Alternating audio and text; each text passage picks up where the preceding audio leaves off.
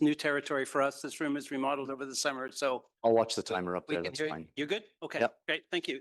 We are all listening. Okay, good afternoon. Chief, Commissioners, thank you for giving me the chance to speak. I stand before you as a proud Edmontonian, proud Canadian, and as a proud Palestinian Muslim. I'm here because your recent trip to Israel, specifically to learn about policing Muslim communities and building trust, has caused deep outrage and disappointment in our community. The chief has not provided any specific details about his learnings, so as a result of this lack of details, we had to consult Israel's own leading civil rights watchdog, the Association for Civil Rights in Israel. They are themselves an Israeli institution and has raised many red flags and has repeatedly documented systemic discrimination, specifically in policing. In fact, there are entire volumes documenting a constellation of practices that violate the civil and human rights of communities that are being policed. According to the ACRI's petitions and court cases, police conducted ID checks without suspicion, disproportionately targeting Ethiopian Jews and Arab citizens. Arab citizens are disproportionately arrested for online speech, while similar Hebrew speech is often not prosecuted. Ethiopian Israeli minors have been investigated at rates nearly 4 times higher than others.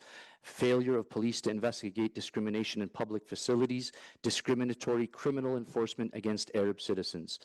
And there are ongoing concerns by the ACRI about over-policing, racial profiling, and institutional bias. These are not claims from foreign activists. These are findings raised by Israeli civil rights lawyers in Israeli courts. At the same time, the minister overseeing Israeli police is a man by the name of Itamar Ben-Gvir.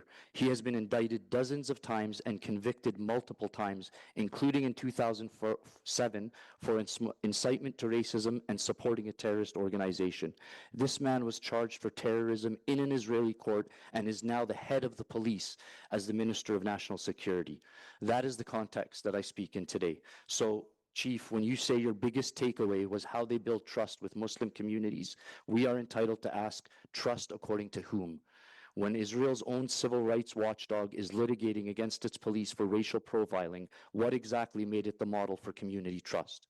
When human rights organizations, Israeli ones such as B'Tselem and international ones such as Human Rights Watch and Amnesty International, describe systemic discrimination and enforcement specifically towards Muslims, Arabs, and other racialized groups, why is it this is where we're going to learn how to police Muslims?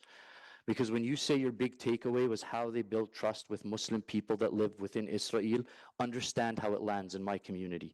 To use an analogy, it would be akin to going to South Africa during apartheid and learning how they build trust and police the black communities in order to learn how to engage with the black communities back here at home. This is about governance, not geopolitics. You said this trip was about building trust. Trust is built here by engaging with our community, not by accusing us of politicizing the issue or causing division. When you describe your big takeaway as how Israeli police build trust specifically with Muslims, that directly concerns us. This is about policing Muslim communities. We therefore have the right to ask questions about it. What politicizes this issue is not our scrutiny. It is the predictable attempt by outside groups to weaponize accusations of anti-Semitism or anti-Zionism to silence legitimate concerns. This tactic does not build trust, it erodes it. It's a common but outdated tactic used to intimidate my community specifically and anyone else, including Jews who dare to criticize Israel. Rather than give details about what he learned or answer any of our questions, he's decided to pin the blame on the very communities he's going to police. If you think that's going to build trust, it won't. We refuse to be intimidated or mischaracterized, and we refuse to be silenced when decisions are made that directly affect our community. So we're asking, what criteria was used to select Israel? Were community stakeholders consulted?